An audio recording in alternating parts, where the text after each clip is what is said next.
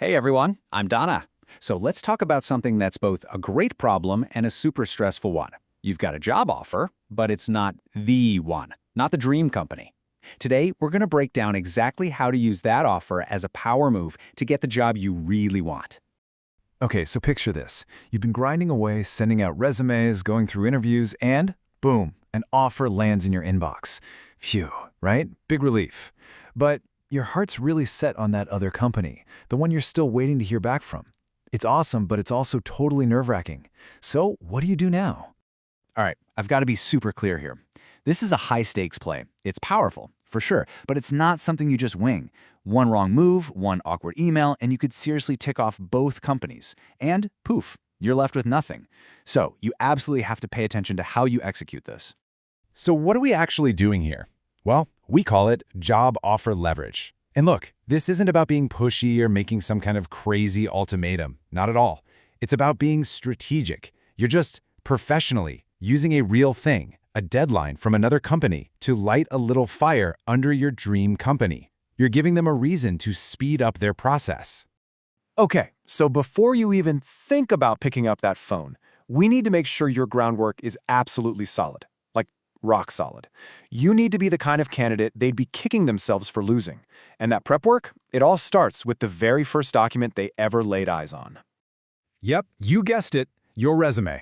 It can't just be good, it has to be flawless. It needs to scream, "Hire me." But here's the kicker. It doesn't just have to impress a person. First, it has to get past the robot gatekeepers. And I'm not kidding. And this number, honestly, it's wild.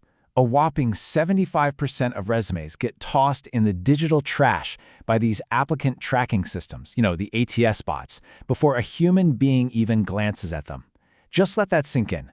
3 out of every 4 applications gone. And for what?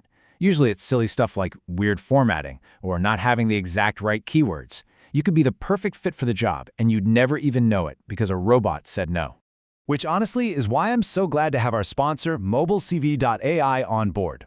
They built a tool to solve this exact nightmare. If you absolutely despise messing with resume formatting, or you're just paranoid about the bots, which you should be, this is for you. It's really cool. It uses AI to take basically any document, even just your LinkedIn profile, and it spits out a perfectly formatted, ATS-friendly resume in like 60 seconds. It's built on these super professional LaTeX templates, so you know the formatting is going to be pristine and easy for any system to read. And the best part? No annoying subscriptions. You just get 3 free credits to try it out, no credit card needed. It's the perfect way to make sure that foundation is solid before you make your big play. All right, so your foundation is set. You've got that killer, bot-beating resume, and it's gotten you deep into the interview process with your dream company.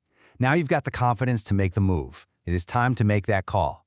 And don't sweat it, because I'm going to give you a super simple 3-step script. It's professional, it's direct, and trust me, it works.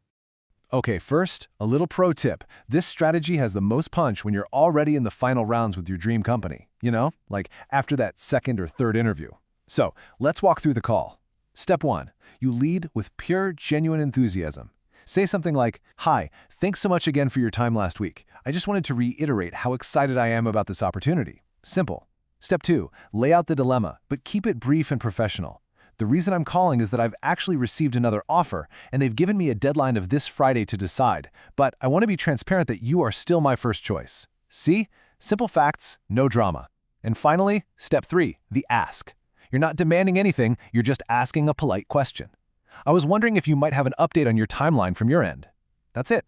It's super respectful, and it puts the ball squarely in their court. So, you've made the call, you hang up, and now, the waiting game. Deep breaths. That professional, direct approach you just took is going to lead to one of 3 places. It's really important to get your head around all 3 possibilities so you know what to do next, no matter what they say. So let's break down what you might hear back. First, there's what I call the non-response. They'll say something really polite like, "Thanks for letting us know." What that really means is, "Cool story, but we're not changing our timeline for you." Then you have the ideal scenario. This is the one we're hoping for. They say something like, "Wow, okay, we don't want to lose you." That means they're about to hit the accelerator and probably get you an offer. And finally, there's the rejection. It's a tough one. They'll say, "We appreciate you letting us know, but we just aren't ready to make a decision yet." It stings, I know, but hey, at least it's a clear signal to seriously look at that other offer you've got. Okay, and I have to leave you with the single most important rule of this whole thing, and I mean it. Do not bluff. This whole play collapses if you don't actually have that other job offer in your hand. If you're faking it and they call your bluff, you're done. You lose both opportunities and you burn a bridge. This is not a game. You have to be honest and you have to be strategic. And there you have it. That's the playbook, the whole strategy for turning one good job offer into the great one you've been holding out for. It all comes down to being prepared, communicating with confidence, not arrogance, and knowing what could happen next. The power is in your hands.